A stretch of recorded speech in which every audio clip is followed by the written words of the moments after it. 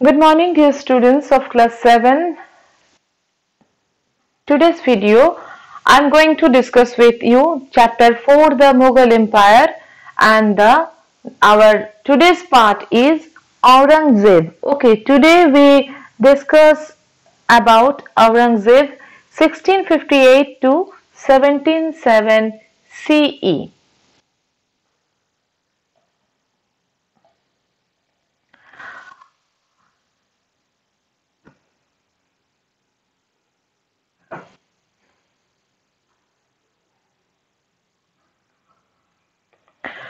Now, we can see here that written Aurangzeb was given the title of Alamgir. Okay, so he got the title of Alamgir. And what is the meaning of the title Alamgir? Its meaning is conqueror of the world.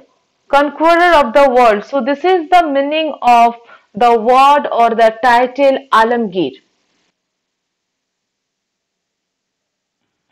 He was the last great Mughal ruler. Okay, what is the meaning of conqueror? Conqueror meaning you can say the winner, okay, or hero. So, conqueror of the world or winner of the world, hero of the world, anything we can say for the Aurangzeb. He ruled for 49 years. Okay, so he ruled for 49 years. During this long region, the Mughal Empire covered nearly the whole of India.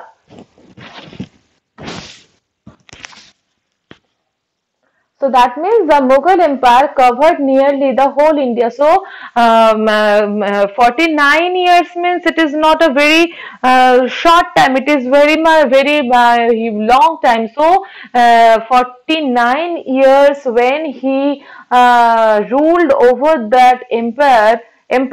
So that time he actually covered so many countries, so many areas of India. The following list comprises of the major events that occurred during Aurangzeb's region. Now, what was the list? The list means here the list of contents. What is given here? Okay, so in this box, you can see the lists are given.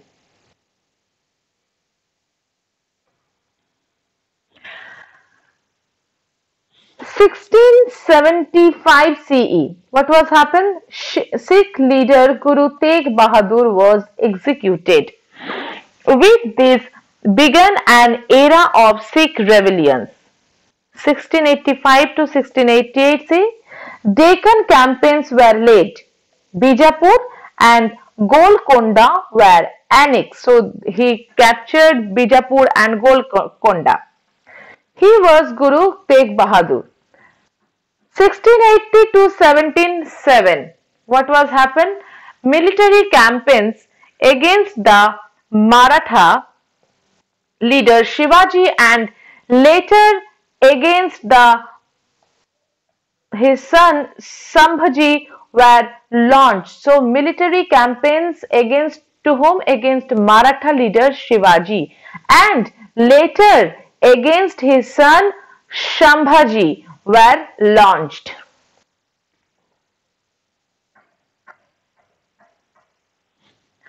The next is in northern India, Aurangzeb increased the land tax from one third to one half of the produce. So whatever the production will be held, that means whatever the production, grains production will be held, so it's 1/3% or to the one half of the produce.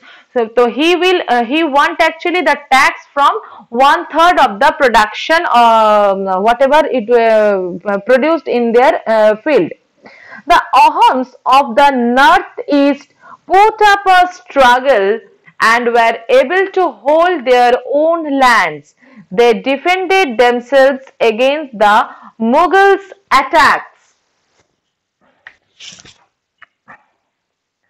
Now the next and the last, Unlike Akbar, who had a friendly Rajput policy, Aurangzeb followed the policy of interesting in the affairs of Rajput status of Mewar, Marwar and Mewar.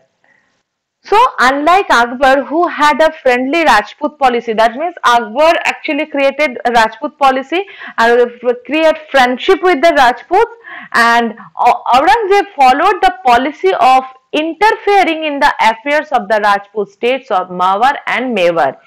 This caused, actually what happened, this caused strain.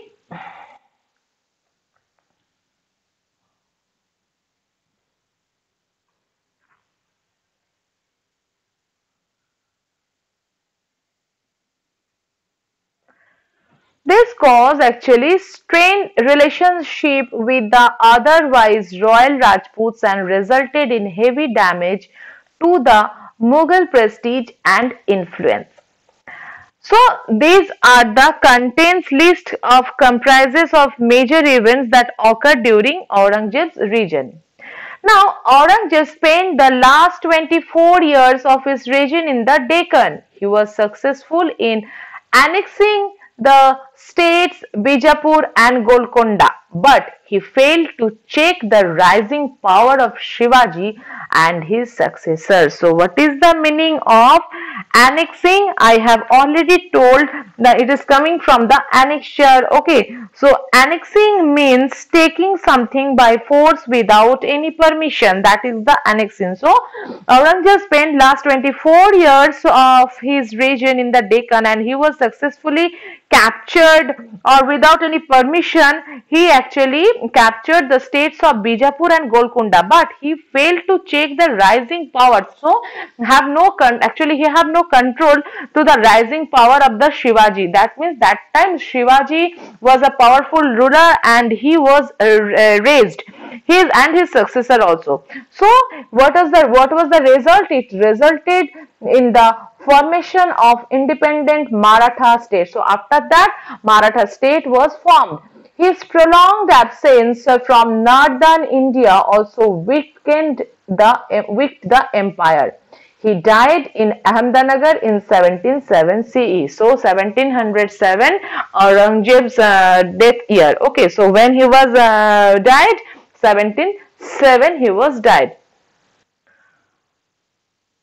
Next have the Mansabdars and Jagirdars. So about them we will discuss in our in my next lecture video channel. Okay, so thank you and goodbye.